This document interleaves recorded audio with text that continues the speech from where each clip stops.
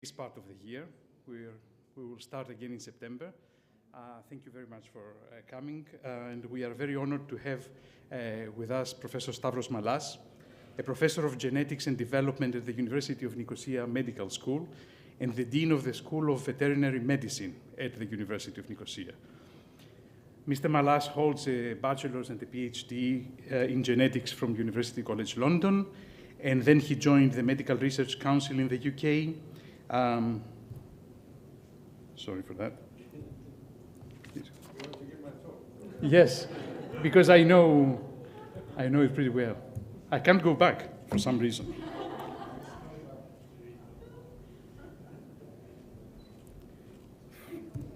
Okay, excellent. So over the last 20 years, he has undertaken many advisory roles. After UCL, he came back to Cyprus, and you probably know that he was at the Cyprus Institute of Neurology and Genetics for many years and established a research group working on embryonic brain development. But he has undertaken also many advisory roles in policy development at the European level. He served as special advisor to the European Commissioner for Health in 2009, on the development of European reference centers and European reference networks for the treatment of rare diseases. He was also a member of the European Strategy Forum for Research Infrastructures and a member of its working group for biomedical research, and also as a member of the Program Committee for Health in EC programs. You know that Professor Malas also served as Minister of Health of the Republic of Cyprus, and during the Cyprus presidency of the European Union in 2012, in addition to chairing the European Council of Health Ministers, he also chaired the Competitiveness Council, and he was instrumental for the adoption of the Widening Participation and Spreading Excellence program, which we very well know how much Cyprus has benefited, and also our institute through the teaming project of CareC. And over the last 4 years, he developed a new program for veterinary medicine at the University of Nicosia under the new concept of One Health, and this concept is the main topic of his talk today. So thank you very much for coming to us. The floor is yours.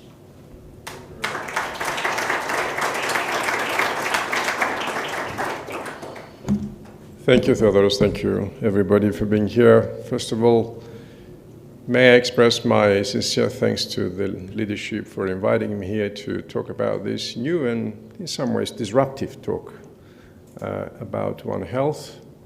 It is also a great honor to be here and see the culmination, the outcome of a very strenuous effort, the development of the Cyprus Institute. I actually followed the Cyprus Institute from pre-implantation development, if I can use a medical term, before it became really an embryo, when it had the first employee, and that's Michalis. So he is really part of the furniture of the Institute, and of course he now has a very important role. I truly believe that this Institute, objectively speaking, has been the jewel in the crown in the research output in this country, and I know you've been going through difficulty, but I really want to congratulate everybody and of course the leadership for having an ambitious program of research development that really puts Cyprus and this institute at the forefront of many scientific fields, and I hope really this to continue and expand, and I'm sure this will be the case. So I'm going to give you this talk about One Health, which is a new concept really of appreciating how the health of humans and the health of animals and the health of the environment interlinks. But before I do so, I want just to take a philosophical perspective, if I may do so, and that is to try and define what is health. Now, you might think defining health is easy, but it is not. In 1948, the World Health Organization defined health in a rather philosophical manner, and it talks about a state of mind. So it's a state of complete physical, mental, and social well-being, and not merely the absence of disease or infirmity or disability. So it really is a very relative philosophical perspective. Now that changed in 1986, again by the WHO, saying this is a resource of everyday life not the objective of living. I had some difficulty actually understanding this, but nevertheless, health is a positive concept emphasizes social and personal resources as well as physical capacities. Now, that's again a philosophical perspective. Now, in the Lancet in 2009, a group of scientists talked about health is the ability of the body to adapt to the challenges and the threats. So it is really a much more evolutionary, if you like, perspective. In other words, so long as we're able to adapt to the challenges of the environment, that is health. So I will say that health, and I can substantiate this, health is a relative term that defines a state of subclinical existence, enabling the body to cope with challenges. In other words, saying that every single person in this room is subclinically ill. We're all ill. And I can definitely assure you that we all carry 3 lethal genes with us, and found in the right combination, in the right background, these can actually kill us. So health is a relative term. It's really something that defines a subclinical state. In other words, something that doesn't manifest as clinical, and that's health. Now, if we take a horizontal now evaluation of health for humans, remember the definition of health is very anthropocentric. We talk about humans primarily. Now, what's the health burden for humans? The major health burden for humans, of course, is cardiovascular disease. Cancer is the second, neonatal diseases and so on. So that's really the health burden for humans. And that's really the biggest challenge. And of course, medicine has developed along these lines. Medicine has developed subspecializations to deal with the various disciplines of ill health in humans and in humans only. Now, if we take now a global perspective and talk about health of animals, we do not talk about this graph. We talk about only components of this graph, and that is we make no mention of conditions affecting humans, despite the fact that animals do suffer from cancer, they do suffer from cardiovascular disease, they do suffer from respiratory diseases and so on, and many disabilities, but we simply don't invest time to deal with it, unless we learn something from animals in relation to treating human conditions. So we talk about infectious diseases, okay? And this is really the greatest threat to livestock health. Of course, again, we talk about livestock because these are the domesticated animals, the ones that we're mostly interested because we have an economic interest in actually maintaining them. So we talk about bacteria, viruses, parasites, fungi. These are in principle monocellular organisms, okay, that actually invade animals as well as humans. And of course we also talk about nutritional deficiency, chemical poisoning in animals, and certain other unknown causes. So therefore, if we talk about now One Health, it's a very narrow perspective. It is really an appreciation of how the health of humans and the health of animals and the health of the environment are interconnected. So we're talking about an ecosystem here rather than a species-specific appreciation of health. So One Health recognizes, as I said, that the health of people is closely connected with the health of animals, and that is closely connected with the environment they share. Now, in recent years, however, many factors have changed in the environment, in animals, in plants, in our environment. In other words, even 200-300 years ago, we had, I wouldn't say an equilibrium, but definitely we had a more stable, if you like, coexistence of humans, animals, and their environment, and the three were obviously in a kind of a state of equilibrium. Now, this equilibrium has now broken down. So, and that has broken down because the human population is growing enormously, the environment is changing rapidly, And of course, the animal population is changing rapidly too. And when I say animal population, I'm talking about the livestock population. So we have a lot of changes, and these changes and the movement of people, the change in the environment and so on, is now affecting the relationship of these three, and in particular is affecting the health of people and the health of the environment. And because we talk mostly about microorganisms affecting the health of humans and animals, microorganisms actually adapt and change incredibly rapidly. I don't know if anybody of you has had any lessons in microbiology, but the classical example that you're going to learn in microbiology, that if you allow a single bacterium to grow indefinitely, within a few days it can actually grow a colony which is probably the bigger the size of the earth, okay? The exponential growth of bacteria. These are fast changing organisms, and they do change not in size but also in character and their DNA, and of course they are bringing in new traits, new problems and new challenges. And you will see in a minute that later on rather, that microorganisms in our body determine also how we think. Okay, so how about taking this integrative approach in medicine? Well, this has started by the Chinese in the Qu dynasty. So they talked about integrated public health systems, including medical doctors and veterinarians, even many centuries ago. And the book was written in the 18th century by Xu Changxun. The foundations of veterinary medicine are as comprehensive and subtle as those of human medicine, and it's not possible to place one above the other.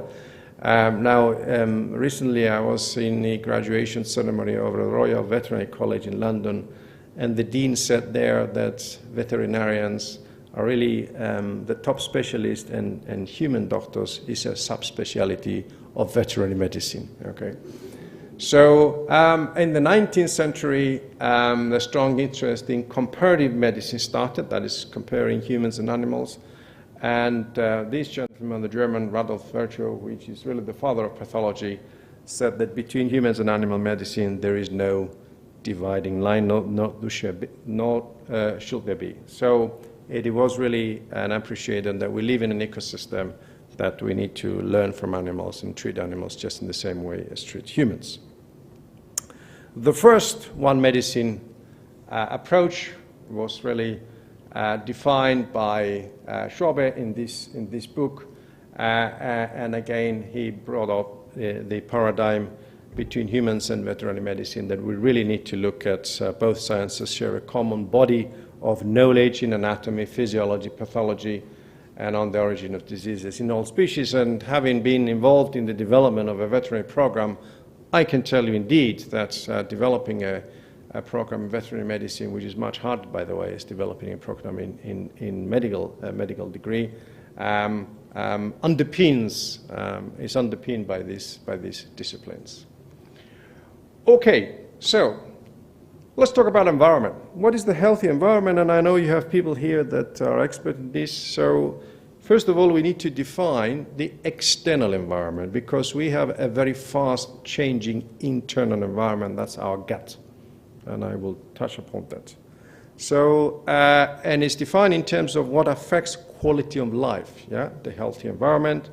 So clean air, climate, adequate water, sanitation, hygiene, safe use of chemicals, and so on, and various other factors. These are components defining a healthy environment. Always remember, health is a relative term, yes?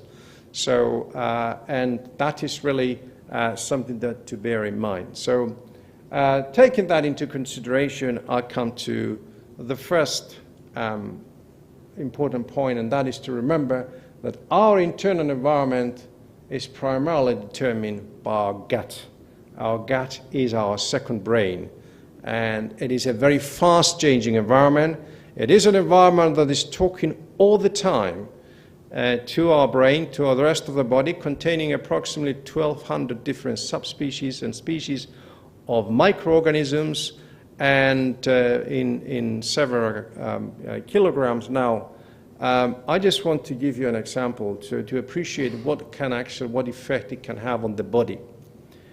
Now, in the base of our brain, there's a small gland called hypophysis, which is really no bigger than the size of an almond. Yes? If you study that tiny little gland, it produces most of the important hormones in our body, which actually keeps an equilibrium, the so-called homeostasis in our body. Tiny little structure. For a body of 80, 90 kilograms, as some men are, and certainly smaller people, but nevertheless, you need a tiny amount of a hormone to have an effect. Now, these bacteria are pumping out huge amount of substances going into our bloodstream, and some of them are what we call endocrine disruptors. So these are destabilizing our endocrine system, which is the most fundamental system of our body. So I'm just really highlighting you how minute quantities of these substances can disrupt body function. And of course, these are a lot of functions that the gut microbiome does, affecting immune system, nutrient metabolism, and so on, development of the nervous system sometimes in the mother and so on. It's a very complicated system. And I will tell you at the last slide also, it affects our feelings. So let's talk about now exposure of humans into hazards from animals. So clearly we have zoonotic diseases that we catch from animals. And I don't need to explain in this audience one example of a zoonotic disease, which is the one that is making you wearing all the masks today. So these the COVID-19, it actually exemplifies the risks that we actually have from zoonotic diseases like viruses. So, and of course, these are coming through direct contact via foods, and of course we have chemicals actually, let's sit here. Sit there.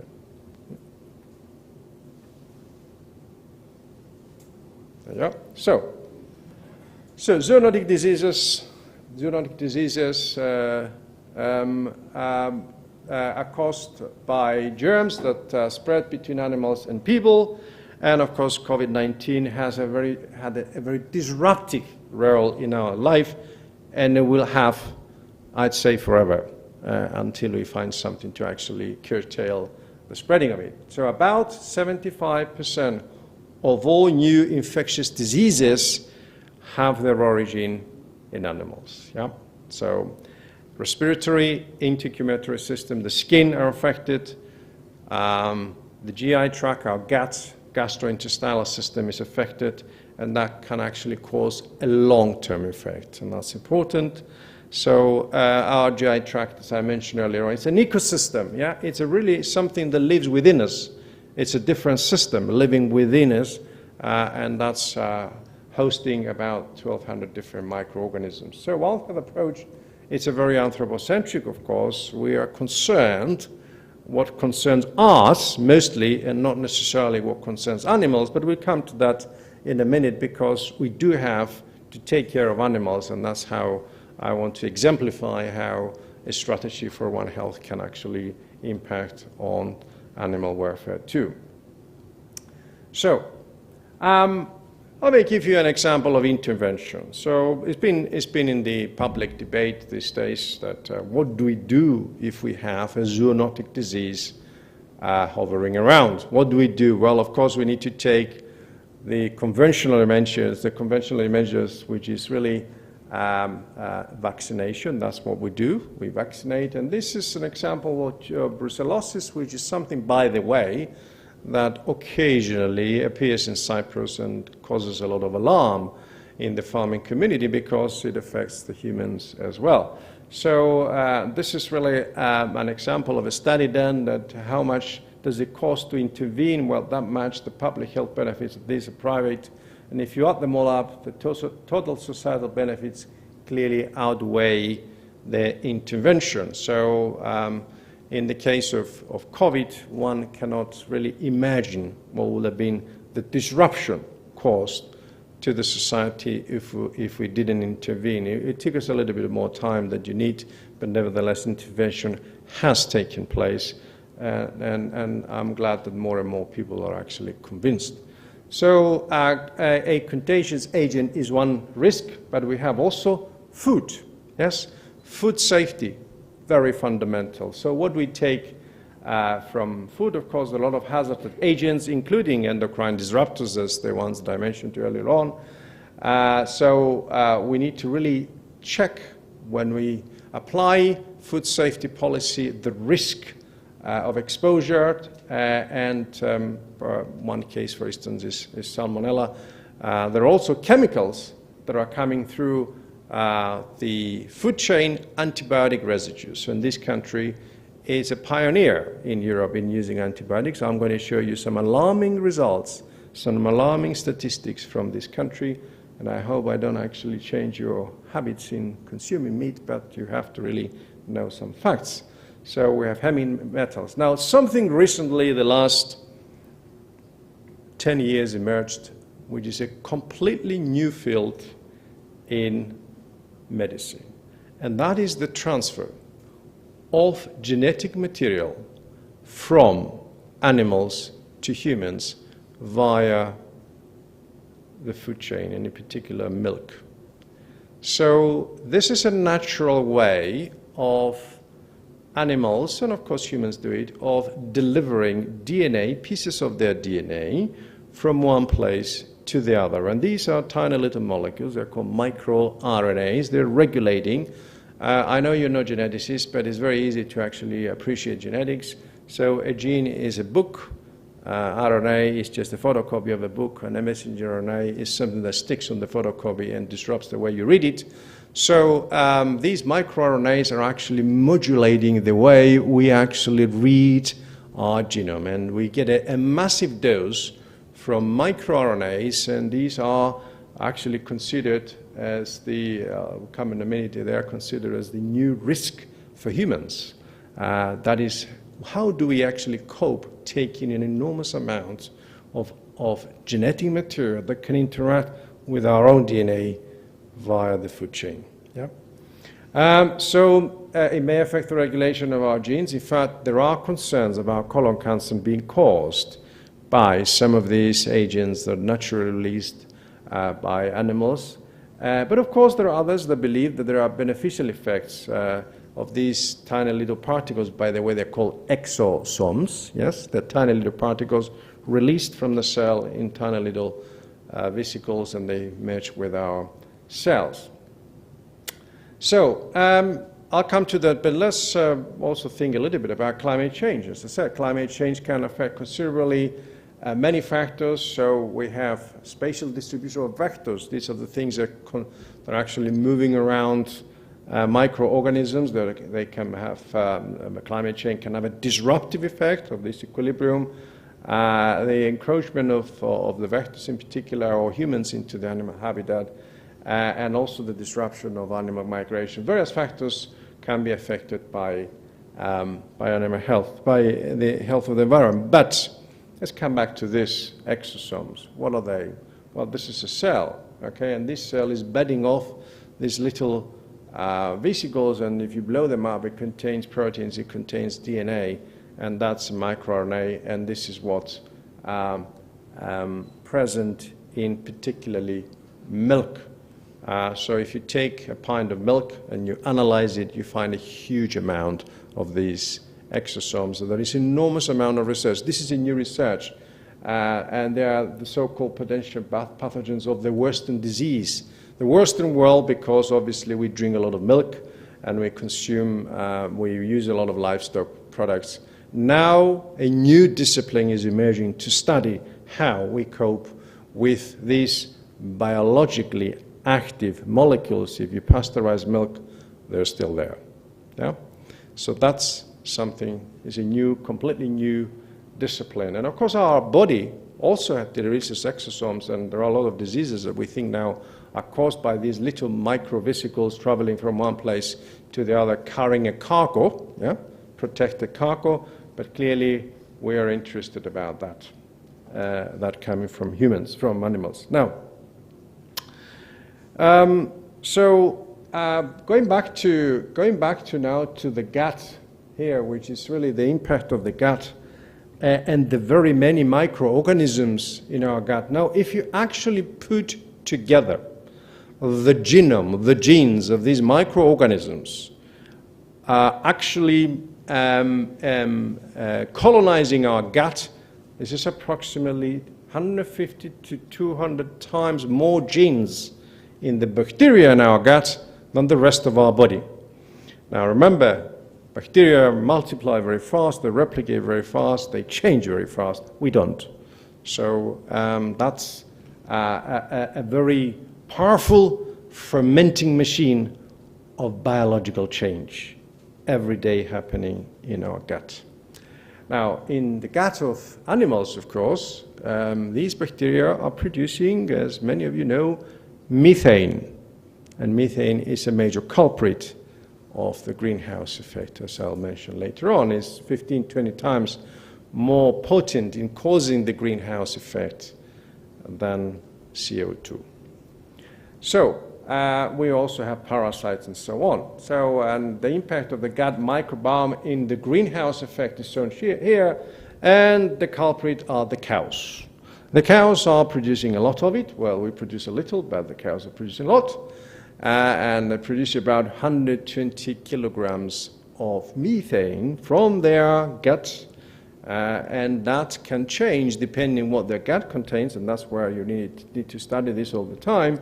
And it's actually contributing to the greenhouse effect. Methane is about contributing to 16%, and methane from the gut is actually 28%. So it's not all methane coming from cows. But cows are contributing significantly. So the more cows we have, the more greenhouse effect we cause. Yes. So that's another parameter. So of course, we need the cows because we need the milk, we need the meat. So you need to strike a balance at some point. Okay, so the health of humans, let's just to recap a little bit, is affected in three main ways: from animals and animal products. Zoonotic diseases is one of them. Hazardous agents is another, like antibiotics. And the gut microbiome, that our own microbiome is affected by what we actually get from animals. And that's something that stays with us all the time. It doesn't necessarily mean you're going to get a disease. You may get also a situation that you're in a subclinical situation that you may develop a disease, and now we have evidence that even neurodegenerative diseases can be caused by some bacteria in our body.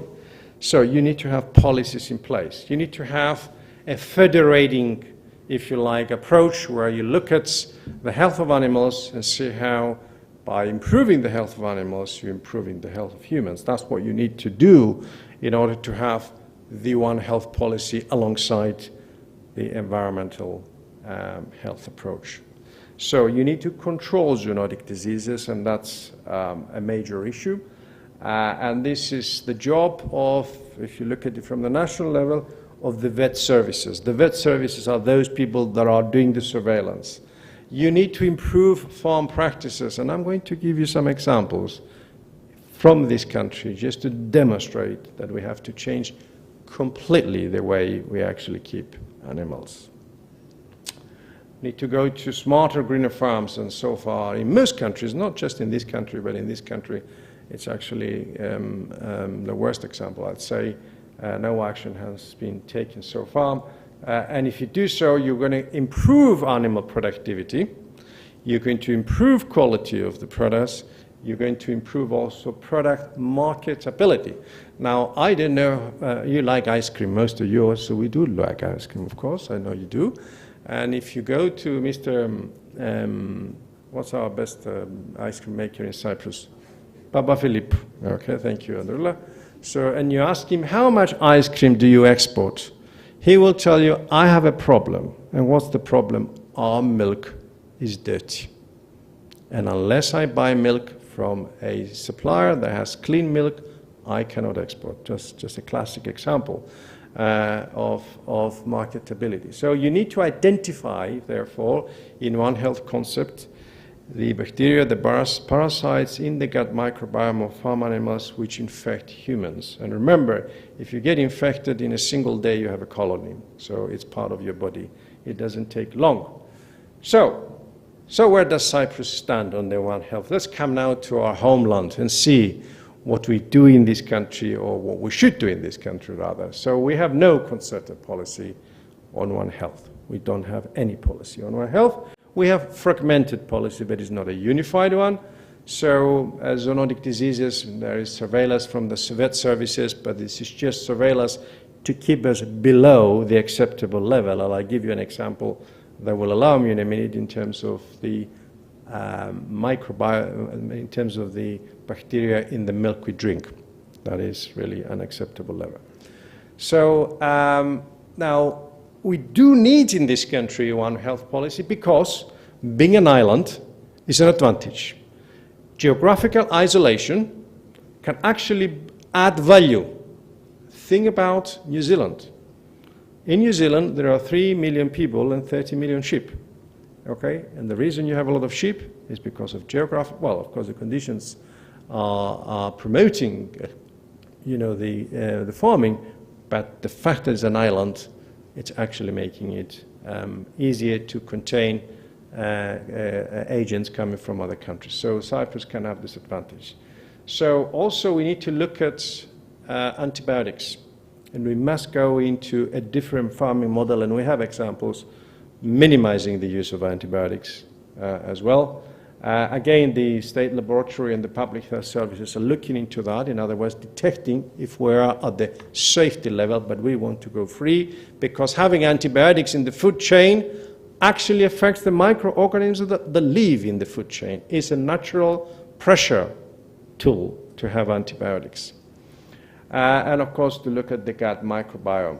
And that's a major project and really a project of immense importance. I'm just going to give you an example. Recently, we published this paper there in the school where I are, and we actually looked at a very simple parasite, Cryptosporidium, and asked the question, how many farms in Cyprus actually have these microorganisms that can affect humans?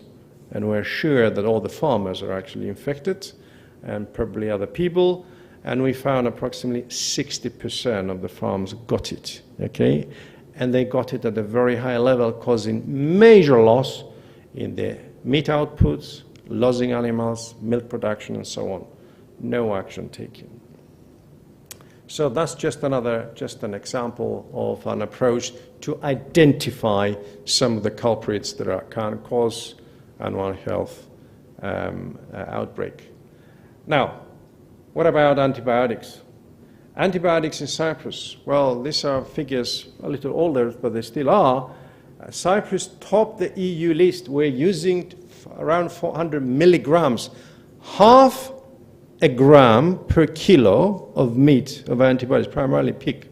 Okay, I know you like souvlaki, okay, and is nice, I like it too, but it contains a lot of that stuff. And I don't think it affects the taste of it, but it probably, by actually grilling it, doesn't kill it, yes? So Italy was slightly lower. You see the Italians and the Spains, of course that has to do with the climate as well, right? The fact that we have warm weather, it actually causes a lot of fermentation, and these are microbiomes. These microbes are more in higher numbers. So UK was lower. Sweden virtually antibiotic free. Well, it's cold there, I know. So the microbes don't grow, but they can grow in an environment where the animals can actually survive, because as you know, animals are kept in conditions, in controlled environments, so that they don't freeze. So, and this is some of the antibiotics we use, so we have to change. Now, there's another dimension that you need to know, something that others didn't mention. I had the opportunity to actually be the chair of a group overseeing the first public-private partnership funding research in drug development, innovative medicines initiative. And there it was a learning exercise for me. I found out that drug companies do not want to invest in developing new antibiotics. Why don't they do that? Because the cost of investment versus the cost of return because of antibiotic resistance, it's actually not encouraging to invest. And the reason this public-private partnership was created, and Drula, you were commissioner at the time, is to ask the public to actually chip in, to put some money to help the development of these drugs because the companies were not ready to invest. So antibiotics, the development of antibiotics is not something that the drug companies want to do, just in the same way as the drug companies do not want to develop drugs for rare diseases that we looked at when you were commissioner, because there's no market for it. Yeah? So it is therefore incumbent on policymakers and on governments and researchers to minimize the use of antibiotics, because you can't keep up with the bacteria. They keep changing all the time. Yeah? So Cyprus really needs to have a national One Health system strategy, and we need to define our fingerprint. Well, I'm sure you know we have the Cypriot genes fingerprint. Some of you might have already done it by looking at your genetic material and see who your relatives are and where do we actually come from. I don't know if you've done it, but there are companies going around. But you can look at the fingerprint of our gut microbiome and you can monitor it. These are high throughput approaches. You can do this. We can monitor what we have in our gut throughout the years. This is kind of a surveillance exercise. It's very cheap, but the information you get is enormous to see what the trends, what gets in from the food chain, from infection and so on. So the microbiome fingerprint needs to be monitored across the country. So greener farming, limit the use of antibiotics, and open farming practices, I'll come to that, to demonstrate why we need to do this. Now, why haven't we done it? Because we are producing this. You'd be surprised. But the reason that this country, one of the reasons, and we probably have to change now, why we don't implement a One Health policy to have a better quality of milk, and I show you that we don't have a good quality of milk, is because we make halloumi. You've all tried it. Now, halloumi is made through a process of boiling eventually, yes? And even if you have a high microbiome bacterial load, you kill it. But if you try to make milk, cheese with the Cypriot milk that requires fermentation, you ain't going to make it because it's loaded with bacteria. Yeah. So, why do we have this problem? And that's one of the reasons why we have the problem, because we keep our animals in the least favorable conditions for One Health, for actually having healthy animals. This is the map of Cyprus. The dots, you see the little cows, are actually the places where you find the farms. And just note that all the farms are located, well, some of them are here, the Parthians don't have any. Most of them are in this region. These are regions actually are about 150 to 200 meters above sea level. Very high humidity. Yeah, I'm going to show you some results. Very high stress, heat stress. The worst conditions to keep this animal. Okay, it is a place where the animal is under stress. The close farming. The animals are kept in a close farming, they're loaded, and you're going to see the figures, with bacteria. Bacteria gets in the milk, so we have bad animal welfare, bad products. Halloumi is saving us, but not for long. Yes. So, this is a closed farming system. This is the Cypriot farming practice. This is the open farm. Now, you might say, hang on a minute, this is Cyprus. We don't have green pasture places for cows to go out. Well, we don't, but you can actually have an open farming system that is animals to get out, not free, and there are specific proposals for that. I don't want to go into the technicalities, where the farms can actually get the animals out so that they're not in this situation. These animals are loaded with parasites, they are loaded with bacteria in their milk, in their meat. Compare this map with this map. Yeah? So all the animals are kept here, and they should have been kept in the perimeter of the forest, not within the forest, but on the perimeter of the forest. And it's been, I was involved in actually the project in identifying exactly where the farm should go. In other words, where the climatic conditions can make these animals healthier, more productive, and certainly their products are more marketable. So, and I said to the Minister recently of Agriculture that this resilience plan going to more greener economy, it was actually an opportunity for Cyprus to do that, but it wasn't done. So that's, I don't know if you can see this, but this is really a chart how a cow performs under conditions of high stress in terms of heat and humidity. I don't know if you can see the figures, but we're here.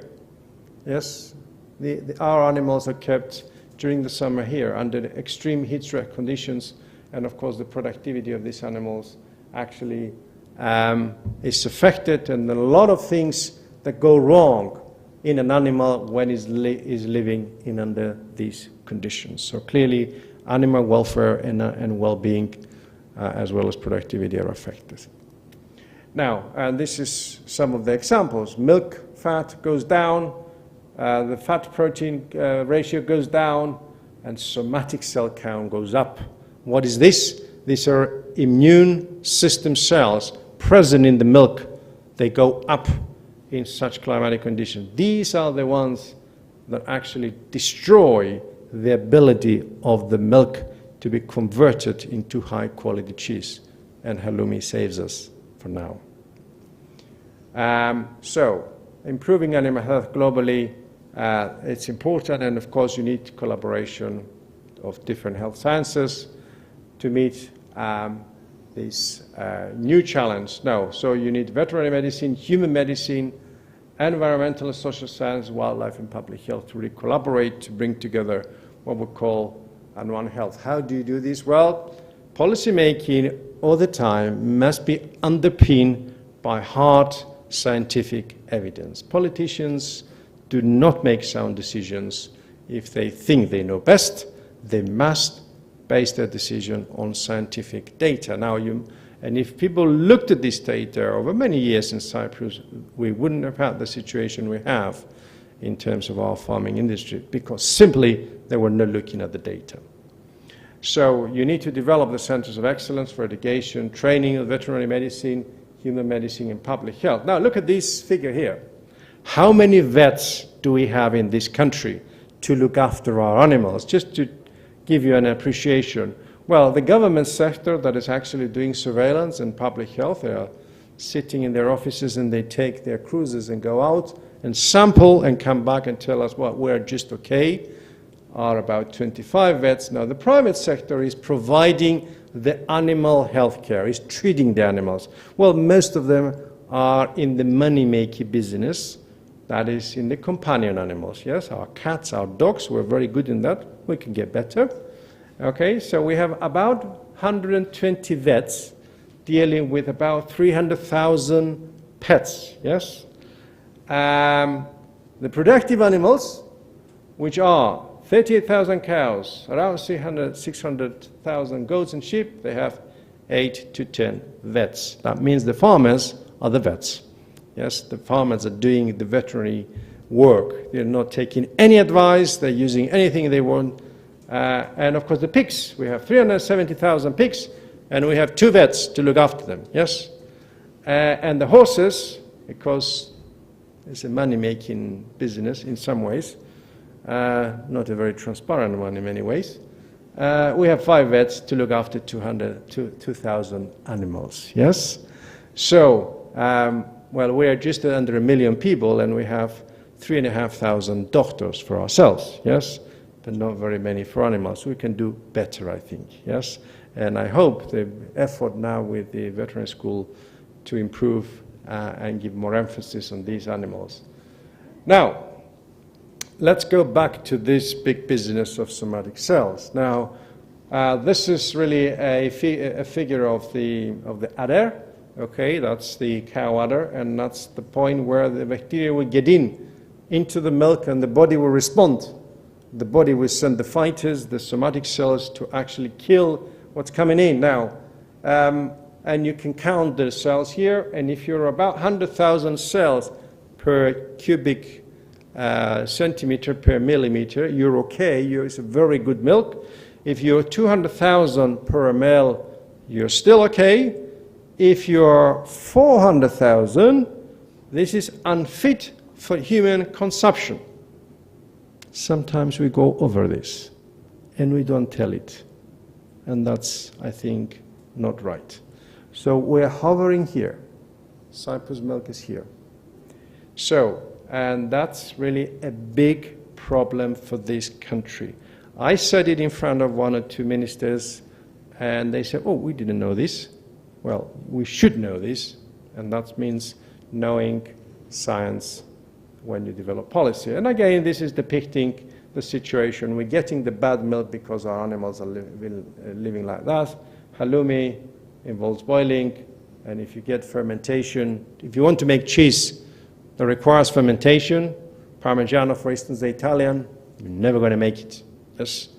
So, and recently I had a visitor from Italy. He was a professor of public health who was actually looking at the PDO, halloumi. Yes, we have a product of designated origin, which, by the way, yesterday we've changed it, I hear.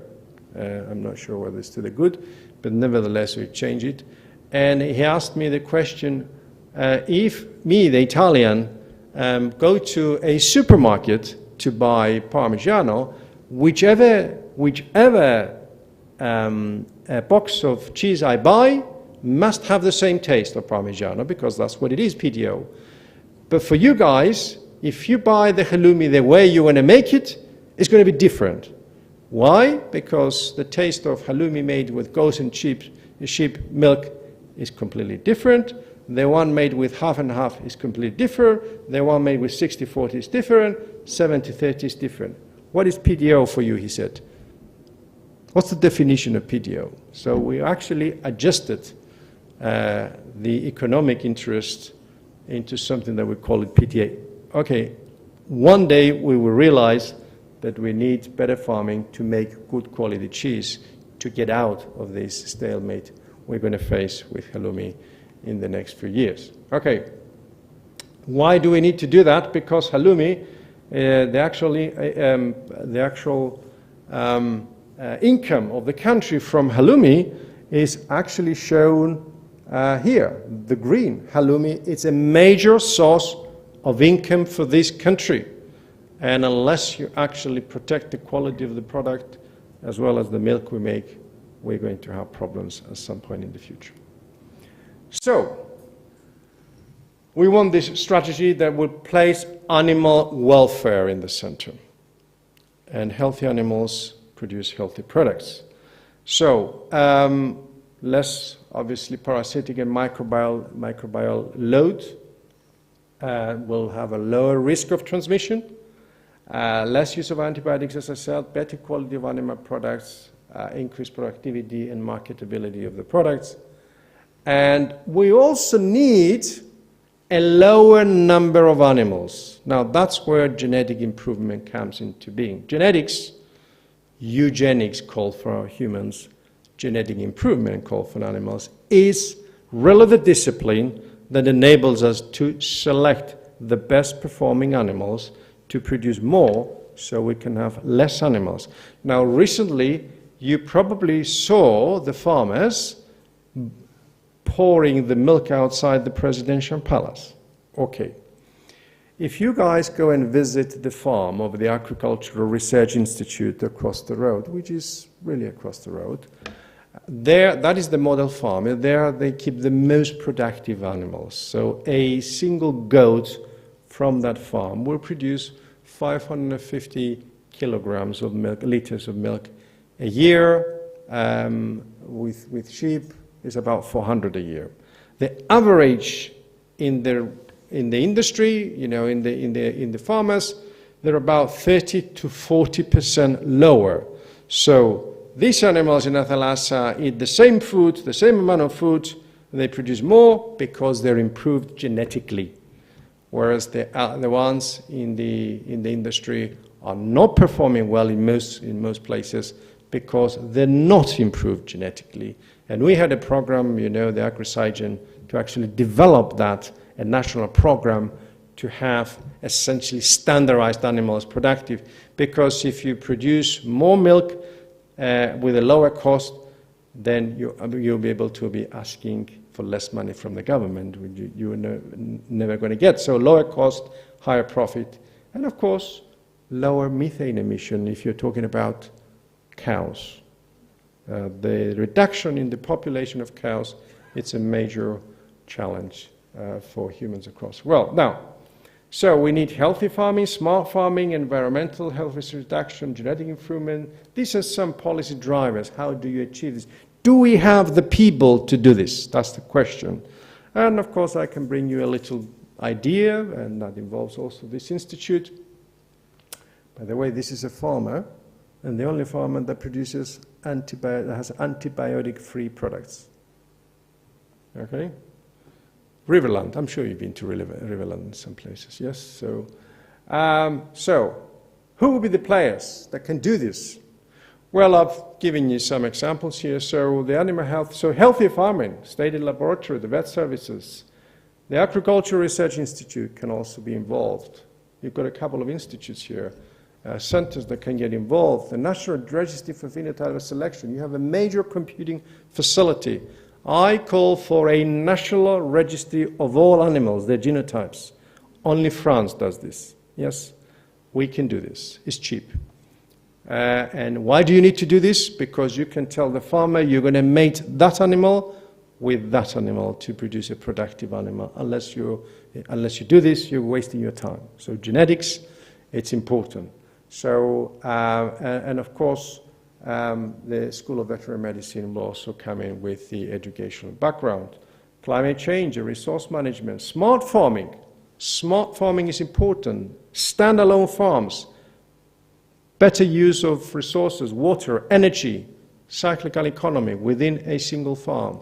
That's done in Holland, by the way, and done very, very, very smartly. So some of your centers can get involved.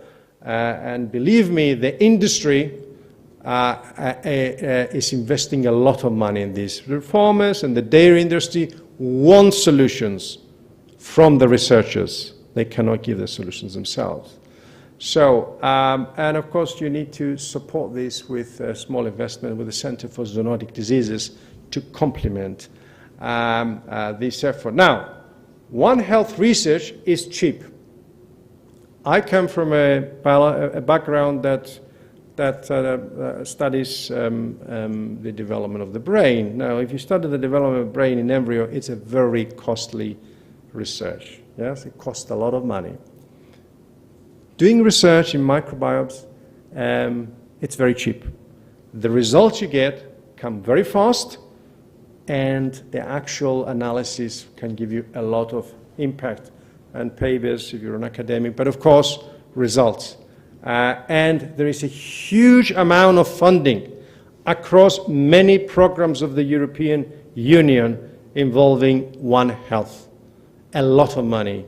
With device development, from device development to surveillance, to actually looking at the interaction of the microbiome and so on. So this is really an opportunity for Cyprus, and perhaps this institute may consider to go this direction. So, to finish off, I started saying that One Health is really an idea that the health of people and humans and the environment are all interconnected together. And when you protect one, you protect all, of course. Well, that's true. And I leave you with this diagram, okay? Well, you all fell in love in one time or another in your life, and you probably thought that's really the job of your brain. Well, it isn't. Sometimes you say we have a gut feeling. Yes. Well, the gut is really the place where serotonin, making you feel good, and the feeling of love is coming from your gut. So gut bacteria manufacture 95% of the body's supply in serotonin. So when the brain is calling the gut, you boost my serotonin, baby, well, the the gut say, oh, brain, you give me butterflies, excitement to produce some of the stuff that you need so that we can all have a nice gut feeling. Thank you very much.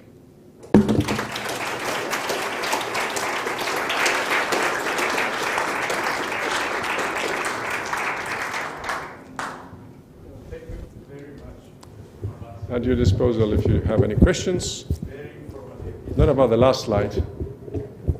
Yeah, apart from the romantic end. Yes, where's my water?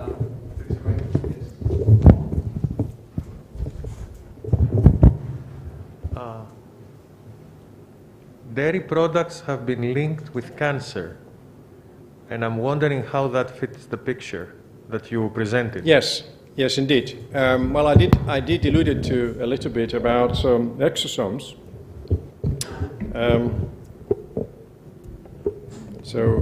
Well, cancer, as you know, is a multifactorial. First of all, cancer is a genetic disease. In other words, it is caused by a problem in our DNA, and that's really ramifying into how our cells behave. But some of this stuff here, okay, where are they? Here they are, they're coming, there they are. Right, so, exosomes, the pathogens, so-called pathogens of the Western world. These molecules contained by these vesicles released by the cells from animal products, in the milk we get a lot, by the way, are being suspected to really have perhaps an implication in bowel cancer. So remember, there are two ways you can actually deregulate our genome. One is to change it, that is to change the DNA in the nucleus. The other is to change the way it functions, to disrupt it, yes? So these guys appears to have a disruptive effect on how the DNA is being used, in fact, the messenger RNA, for those that have a biology background. It affects the actual translation of our genes. You know, when we photocopy our genes and we make the copies, these guys are sticking onto the photocopies, disrupting how you read it, and that's something to disrupt the function of the cell. So, cancer is a really uncontrolled growth, as you know. So that's one way, but not the only way. Yeah, not the only way. Yes, sir.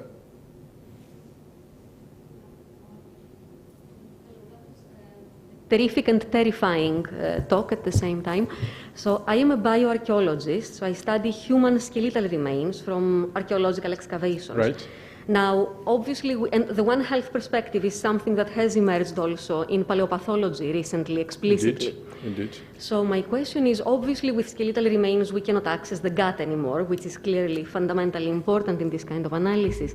But very recently, through biomolecular analysis of the dental plaque, we can access the oral microbiome. So my question is, I appreciate they're two completely different environments, but could we use any information from the oral microbiota as a proxy, let's say, for what is happening in the gut, or is... No. Well, you can infer. So, first of all, for those that know a little bit of biology, what you actually analyze in bacteria, okay, and in other parasites, is the 18 and 16S RNA, as it's called. Yeah, it's a little part of the genome, not exactly the genome. So when you analyze this little fingerprint from an archaeological remain and you compare it, what you have here, you can develop an evolutionary argument how people living how many years before, actually what type of bacteria they had and what subspecies they had. So it is a very dynamic way of looking at the microbiome changes, and perhaps you never know, you may find that you have species, region-specific 18 and 16 sRNA, and that can actually give you a lot of archaeological information as well. Yeah? Yeah. Yes? Hi, so thank you very much. It was a very interesting presentation, and I'm actually a biologist that has recently been involved in climate change research. I'm actually a biologist. Biologist, you are. That has okay. recently... So you understood most of it. Yes. Yeah. Thank you, sir. recently involved with climate change research. And so when I see your suggestions for policies and for needs for research in One Health, I think it is really important and it makes a lot of sense. But I am worried about one aspect, and is that all this requires investment and long-term investment from the countries, right, or from the local infrastructure. And that makes sense as long as Cyprus is trying to either maintain or improve its reliance on local sources for meat, for cheese, for all these products.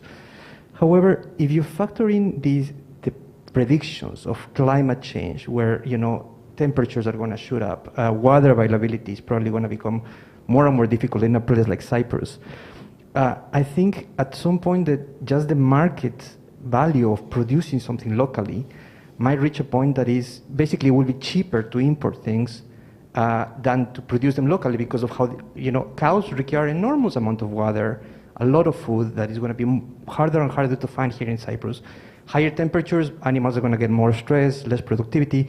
So maybe asking you to see a little bit in the future, how do you see this tendency in the country? Do you think Cyprus is actually moving more towards maintaining the local production or more towards depending on external sources more and more? Well, it is true that we depend a lot on external sources, and if you look at the fluctuation of the price of some of the agricultural goods and also the origin of them, you immediately appreciate that we are not self-sufficient in some agricultural products.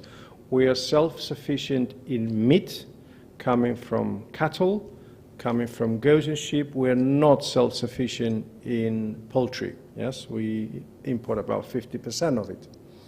So I think that yes, climate change, it's an important factor, but I strongly believe that by having what you call smart farms, yes, because you can mitigate some of the effects of the climate change, you can definitely have an industry that must supply you. I am a strong believer that no country should rely on producing its food from others.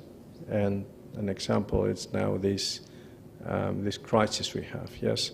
You must make every effort to produce your own food. You can stop buying your Mercedes or the parts of your car, but you must eat. And having such a bad balance of payment deficit like this country have, I dread to think what will happen if we kill the primary sector too. So I am a proponent, and I'm sure many of you are, to invest in research, get this sector strong, like the Dutch did. Holland, you probably don't know that it is the #2 country in the world in absolute terms of money in exports of agricultural products. #1 is the United States, but the United States is a huge country. #2 is Holland, a small country. Why? Science. Climatic conditions, certainly at the other extreme, but they do it. Science. Yes. Okay, I'm from Holland. I thought you were going to raise the flag now. But I live in this region.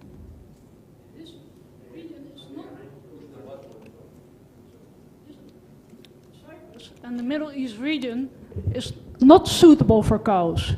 Right? This is a region for goat and sheep. Right?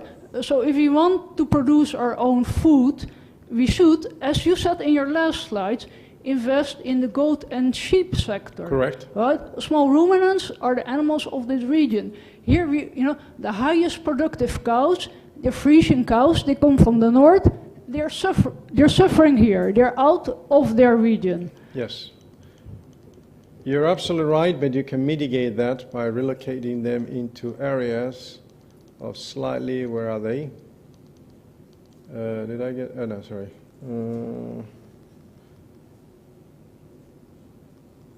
Right, you can actually think of this. So these regions here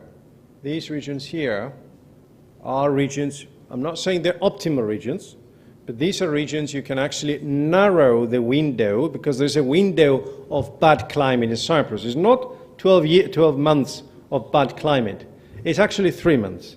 You want to narrow this a little more by relocating the animals at a slightly higher altitude, slightly.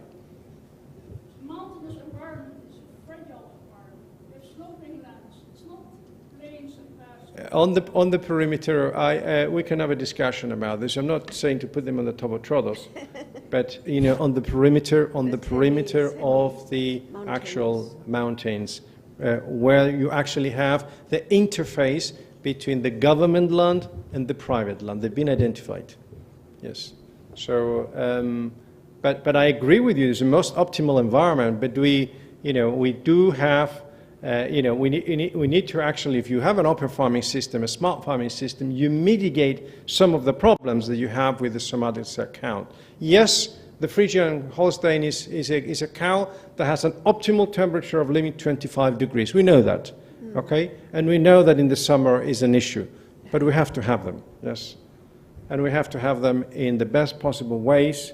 Probably not these numbers, 38,000, because if you think that these animals are losing 30% of their output in a period of time, about 3 months, then clearly by relocating and having a smart farming, the open farm animals to actually be out dry at the very least, their productivity goes up. Yeah? Yes, Dula. When I was responsible for health, Yes. One of the most serious health crises that I faced was the one during which mozzarella was infected. Why? Because the inhabitants of Napoli and the rest of the region were throwing their waste in the fields where the cows or the buffaloes were pasturing. Now, we never heard of any intervention from the European Union to Cyprus because of the infection of our milk. Is it because we do not export milk and they are not interested? This is because we give them the data that is just below 400,000 and we're okay. I mean, 400,000 is the limit, okay? But I won't tell you what the vet services told me when I asked them what our milk looks like, okay? It's an issue. We are just below, sometimes we're much above the European level. But the problem for us is not really to convince only the regulatory bodies that we are okay. It's to make milk you can actually make good products. Okay, if you boil it and you make halloumi, it's okay, but to make any other type of cheese, it's not okay. And that's, if you want to diversify now your dairy industry, like the Dutch are doing many different types of cheese, you must be able to produce good quality milk to be able to make cheese that has fermentation and so on. You will never reach the levels some of the Dutch have actually reached in some of their farms, but at least you can improve it significantly, yeah? Yes. Again, thank you very much for a very enlightening and entertaining talk. You mentioned the triad of environment and animals and humans. Sure. Where do you place, or what can we do for the soil? Another very complex and Yes. multifaceted environment. Indeed, it's a very complex, and when I say environment, obviously soil too, and you very well know that in the soil we have a huge array of microorganisms. And recently, when we looked at that with Mihaly Somiru as part of this project across the Institute of Agriculture, indeed, there is a strong need to develop, particularly in a country with climate change, what we call microbiological vaccines to change the actual microbiome of the soil in order to actually make it more fertile, because we have less productive soil, in particular in climatic changes. This is getting worse. So again, another intervention. It really is part of this. I didn't want to expand it, but indeed is part of that. And I really thank you for bringing that very important point to the debate. Oh, right, another one. Okay, I will speak loudly. All the time I bring this question for this type of talk. I mean, you have presented a very specific example of the One Health, which is about cows and milk. But let's go back to the One Health as a word. If I had 10 million to give you tomorrow to invest on the One Health activity at the Cyprus Institute, which activity you would focus on? I thought I said it. So, no, it's a combination of things. So one of the things that you probably need to invest a little bit to acquire the infrastructure to do analysis of biological molecules. This is very cheap, by the way, right? Very cheap. So don't think it's into the millions. It was into the millions when I was a student, but now it's incredibly cheap. Thank God for that. So begin with that to actually begin to collect the data in terms of microbiome and so on and the microorganisms. And then begin to have what I call federating projects that are going to look into smart farming. I love the idea of this institute developing the prototype farm for Cyprus, that will invest energy, environment, and environment monitoring and so on. This can actually become part of the industry. The industry wants solutions. So a model farm that will have animals that are highly productive, in the proper environment, with the proper cost, with the proper density. You may also get some economics on that. It's really what you need. And I discussed it many times with the farmers, and they say, we love to be able to have somebody to support us. So that's just one I can think of. But we have, I can send you a document and you can read it about a strategic research agenda specifically on the One Health, Jean, since you're a director of a very important center. Thank you very much. Pleasure.